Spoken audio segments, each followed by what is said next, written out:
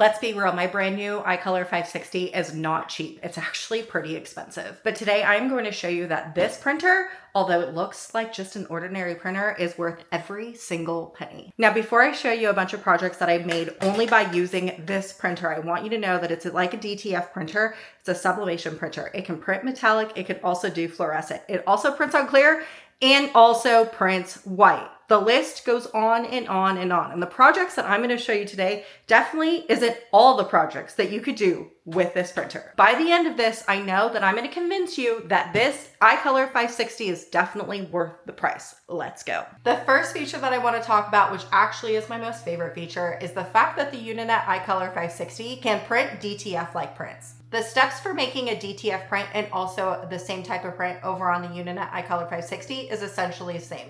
A DTF printer or direct to film, if you've never heard the name, what you have to do is print on a clear film, put some powdery dust, and then bake it in the oven. I would like to note that what recently we have found out in the crafting and maker world is that the powder that is used for DTF prints is super harmful. With the Uninet iColor 560, it's pretty similar, although we miss the powdery dust. What you do is you print on a clear film, you marry it with an adhesive sheet, and then you press it onto your garment. So technically, you are actually missing a step because we don't have to bake anything. You will end up getting prints that look like this, which the one thing that I love about this is zero weeding.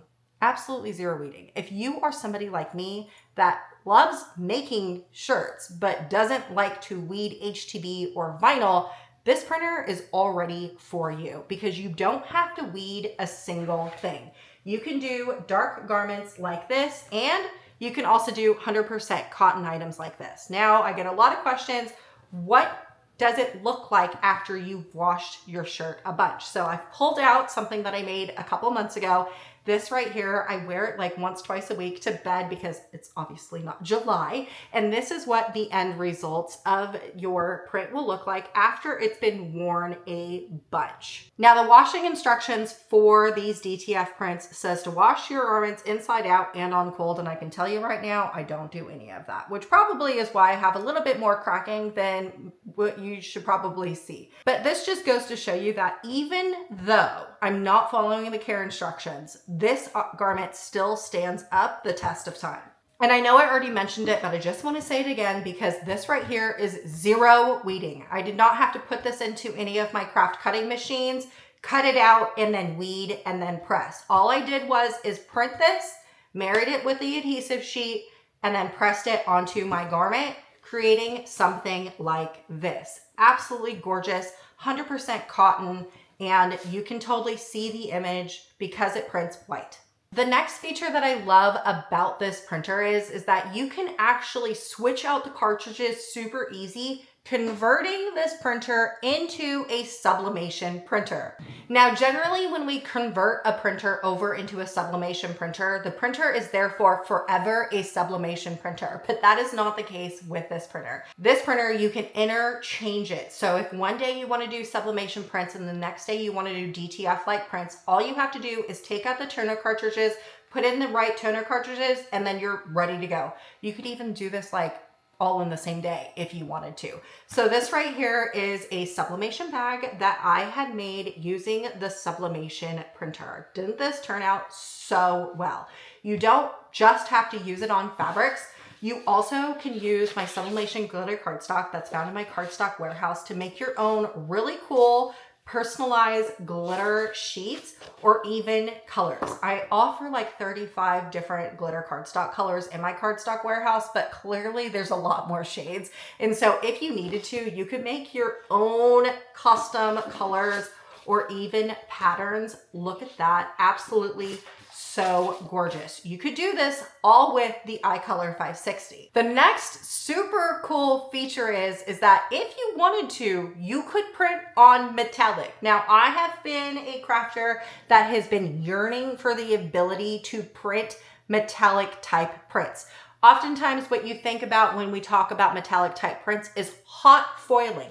And because this is a laser printer, you can do hot foiling just like this. This was printed on my cardstock, found in my cardstock warehouse with the black toner, and then I hot foiled with this right here, and it ends up being absolutely amazing. The shine here is great, but that's not the only way that you can get gold metallic stuff with this printer. You also can switch out the toner cartridges to a gold or a silver to create this right here. This right here was used with their gold toner, and this right here was their silver, printed on black cardstock found in my cardstock warehouse. Now, what I would like to note here is if you wanted to get the gold and silver metallic toners for the iColor 560, you wouldn't necessarily want to put it on a garment. The reason for that is it won't end up looking like this in the very end when you put it on a garment.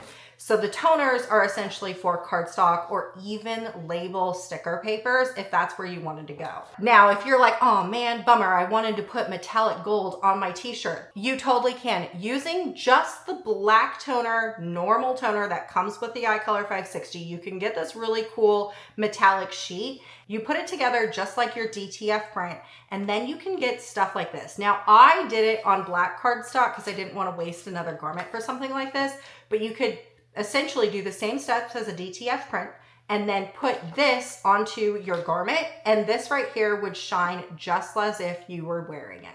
So just to show you, there is 3 different ways that we can create metallic prints with this iColor 560. It's pretty crazy that this is all capable with one printer. The next thing that this printer is capable of doing is not only white printing like this right here on this invite, but it also can print gloss. So this right here, it's going to be hard to see, but you can see that there is just a little bit of shine in this invitation, and that's because I used the gloss toner. So what I did for something like this is I first printed the white and then took out my white toner, put in the clear cartridge, and then reprinted it again, and I got an invitation that looks like this. Looks absolutely gorgeous. But you totally can use the white toner for something else. You also can print glittery with this. Well, you can't really print the glitter. What you do is instead of making a traditional DTF print like this,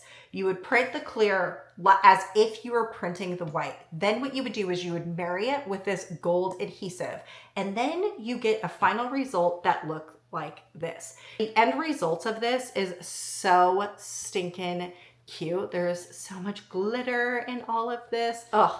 And the greatest part about this, 0 weeding. Did not have to cut it on my Cricuts or my Caesars or anything else like that. I just printed, married, and then pressed. This is what I got for my end results. Turned out absolutely fabulous. Now, I've already talked about the white in this right here and also the DTF-like prints, but this is actually very important, okay? So what you can do is this printer, the iColor 560, replaces your traditional inkjet printer. Now, we've already talked about the fact that this printer, the iColor 560, can print white on the invitation right here and then also on shirts like this. But this printer also does replace your traditional inkjet printer, but it only like levels up that, okay? So this right here is something that I've printed. You could do this on your traditional inkjet printer. I would like to know it is not even close to my birthday, but I just needed something to print, so I chose a picture of myself.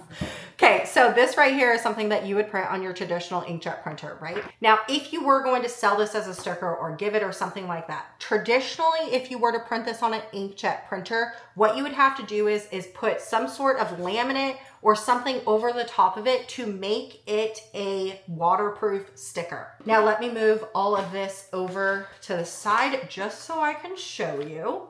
Now, I have not prepped these stickers at all. There is no prep on here. I simply just printed this out on my iColor 560. Well, I have a cup of water here, and all I'm gonna do is I'm gonna wet my hands. I'm gonna just drip it on there. And then I'm gonna rub this, scratch, scratch, scratch, just so you can see it up close. Scratch, scratch, scratch, rub, rub, rub, and nothing is coming off. This right here is waterproof right out of the printer. I'm gonna clean up my mess here. And then also I'm gonna use my white shirt, and look, none of the ink is coming off of it. So 0 prep, waterproof, straight out of the printer, which is absolutely fabulous. But that's not all, okay? You can also print clear stickers. So this right here was printed with the iColor 560, and I used a white undertone to print on a clear sticker. So if I undo this on the back, see how the sticker is clear and you can still see my picture? That's because I have a layer of white put on the back of the sticker, and so you can still see the picture of me. Now, I know you're probably like, okay, that doesn't really make any sense to me. So what I did is I did another print on my inkjet printer, but this time with no white layer, because traditional inkjet printers do not have white toner, so you would not be able to have a white layer like what I just showed you, okay? So this is what your, if I can get it. Okay, this is what your print is going to look like if you were to print this on a traditional inkjet printer. You see how you can't see myself in here? The reason why we're missing a sticker on each of them is because I wanted to show you what it looked like if you were to put it on a dark cup or paper or anything like that, okay? So this right here was just a traditional print right here, okay? This is like what you would do for your inkjet printer is you would print it on white sticker paper. You would probably use your Cricut to cut this out, and then it would end up looking decent, okay? If you were to take this same print and print it on clear sticker with your inkjet printer, this is your end results of what you would get. It would be lost in the everything, okay?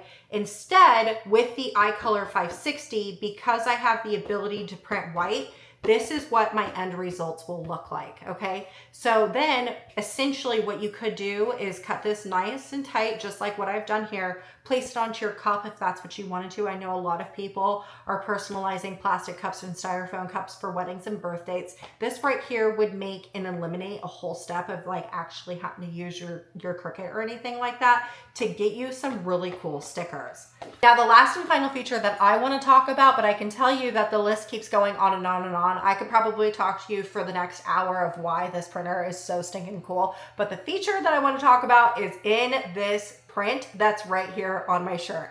This right here, I'm about ready to take you to my bathroom so I can show you something else that I also made, but it prints in fluorescent. So taking out the original cartridges and inserting the fluorescent cartridges, you are now able to make neon items. If you know anything about traditional inkjet printers, you do know printing like a neon orange, neon pink, all those neon colors is impossible with a printer, but not with the iColor 560. The iColor 560 has fluorescent toners, which is why I have the ability to print things like this. But that is not the kicker. Let's go to the bathroom.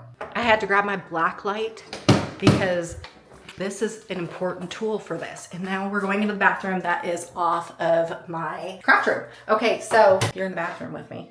This is weird. This is so weird, but it's important. And it's the only room in my house that actually gets dark enough for me to actually be able to show you what this is capable of. So do you see this banner right here? I made it with the iColor 560. I only printed this. I created this in Canva and then printed it. And look at that. But let's turn on the black light, okay? Now this is where the magic happens. Look at this banner. It's glowing. Look at my shirt. That's so cool, isn't it? Now with the fluorescent toners, not only do you get like the neon colors when you print this automatically like in natural lighting, but the fluorescent toners also glow in the black light. This is why I have this shirt on today, is so I could show you how freaking cool is this shirt. And I bet you never thought that you were gonna come to the bathroom with me. Never say never. Now I know the iColor 560 costs a pretty penny, like $3,000-$4,000, okay? But let me break down the pieces of equipment that you would have to buy in order to get what you get in this one small little cube. If you were to buy a DTF printer, you would not only need to buy the printer, you would also have to buy the shaker and the oven. Now, all three of those pieces of equipment would cost you about $3,500. I also would like to note traditional DTF printers is a lot of maintenance. They are nightmares. Ask anyone that actually has one. If they are being truly honest, they will tell you it is absolutely a pain in the butt to maintain. The iColor 560 has zero maintenance. Now, if you wanted to get a sublimation printer, depending on if you wanted to go the conversion route, which is getting an Epson, those Epson printers run you about $200, $300, but an actual sublimation printer that is made for sublimation, those printers cost you about $1,000. Now, neither of those types of printers, the DTF or the sublimation, can print metallic or neon fluorescent, okay? So you would also need some sort of different technology, different toners or different printers or something in order to do stuff like that. So if you wanted to do like metallic prints and do hot foiling, which I showed you that you can do with a laser printer, you would need a black toner laser printer. Those run you about $5,000 to $1,000. Now, traditional DTF printers do print white. However, they don't print white as if like you wanted to print on cardstock. So then you would also need an additional printer in order to print on cardstock, which again is more money out of your pocket with another piece of equipment. So what I'm saying here is that you're gonna have to buy like 7 or 8 different printers or pieces of equipment in order to replace one small little cube that sits on my desk over there. So yes, the cost up front for the iColor 560 is kind of jaw-dropping. At the end of the day, the amount of pieces of equipment and printers that this printer replaces is definitely worth the price. All right, y'all, hopefully I didn't weird you out too bad by taking you into the bathroom with me, but I'm hoping what I ended up doing here is convincing you that you also need the iColor 560. I'll see you on the next one.